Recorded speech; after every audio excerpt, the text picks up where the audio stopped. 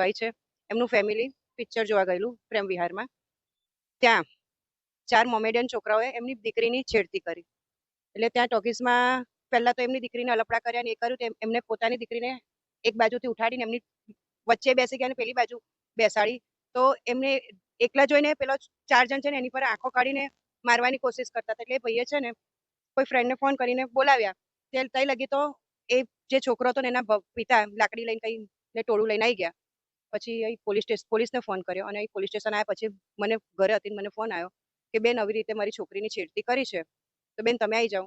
હું અંકિતા બેન ને તીર્થભાઈ અમે ત્રણે આવી ગયા. પણ પહેલા મેં એમ કીધું કે કોઈ મારામારી નથી કરવાની, પણ પહેલા તમારી દીકરી પાસે તમે ગુનો દાખલ કરાવી દો. એટલે અમે એક હિન્દુત્વની દ્રષ્ટિએ, કારણ કે અમારું અમે હિન્દુ એક જ છે, મોમેડિયન આવી રીતે બેન દીકરીઓની છેડતી કરશે અમે નહીં ચલાવી રહી. રાતના 3 વાગી રહ્યા છે લગભગ. વાડી પોલીસ સ્ટેશનની સામે ઊભી છું. જે અભદ્ર ઘટના ઘટી છે એના માટે હું અહીંયા છું અને અહીંયાથી હલવાની નથી. કારણ કે સૌ પ્રથમ તો હું પહેલી મહિલા છું અને જ્યારે અમારી છોકરી જોડે છેડતી થાય તો દીપા શ્રીવાસ્તવ અહીંયા જ રહેશે, તત્પર રહેશે, દરેક વસ્તુનો મને જવાબ જોઈશે. અને આ વારંવાર થતું જાય છે પણ હવે સહન કરવામાં આવે નહીં. ઘટના એવી છે કે છોકરી નાની છે, 18 વર્ષની ઉંમરની નાની છોકરી છે. મને ઉંમર કહેવાનું પરમિશન નથી અને આપ બોલવી બી ના જોઈએ, પણ આ વસ્તુ ફરી વાર ન થાય એના માટે અમને સ્ટેન્ડ તો લેવો જ પડશે. અને અમારા બધા જેટલા બી લોકો છે વડોદરાવાસીઓ, જે સંસ્કૃતિ વડોદરા નગરી કહેવાય છે, એને સંસ્કૃતિ બનાવવાનો સૌથી મોટો પહેલો કદમ છે કે સુધરી જાઓ, બસ હવે ચલાવવામાં આવે નહીં. જેમ અમારા દીપિકાબેને કીધું એ પ્રમાણે વિહાર ટોકીસમાં છોકરી એના કાકા કાકી સાથે મૂવી જોવા ગઈ હતી. ત્યાં 4 છોકરા મુસ્લિમ કોમના આવ્યા હતા, છેડતી કરી હતી. એ પછી અમને ફોન આવ્યો એટલે અમે અહીંયા દોડીને આવી ગયા.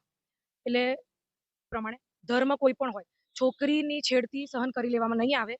અને અમારા વોર્ડનો પ્રશ્ન છે એટલે વોર્ડમાં રાત હોય કે દિવસ એના માટે અમે સદૈવ ઊભા જ છે, કોઈ પણ કામ હોય. અને આ મુદ્દો છે, આ મુદ્દો બહુ સેન્સિટિવ મુદ્દો છે. એટલે આના માટે એક્શન મેજર થવું જ જોઈએ અને કાનૂનન એવી સજા થવી જોઈએ કે એ લોકો યાદ રાખે કે આ વસ્તુ બીજી વાર ના બને. કે પ્રેમ વિહારમાં એક બાળક છોકરી હતી 14 વર્ષની, એને પરિવાર સાથે પિક્ચર જોવા ગઈ હતી. ત્યાં કેટલાક વિધર્મી યુવાનોએ છેડતી કરી. આ મુદ્દો કોઈ અધર્મ નથી.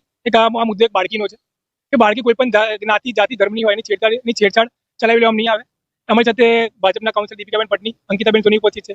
અમારા ત્રણેયની એક જ માંગ છે કે ધર્મ જાતિ છોડીને ધર્મ જાતિ ઉપર કોઈ પણ છોકરી હોય એ છોકરીને ન્યાય મળવો જોઈએ. એના કારણે પીએન રજૂઆત કરી કે જે પણ છોકરાને વહેલી તકે પકડે, એના પર કાયદેસરની કાર્યવાહી કરે અને એ લોકોને એક સબક શીખવાડે કે કારણ કોઈ પણ દીકરીની છેડછાડી કરે.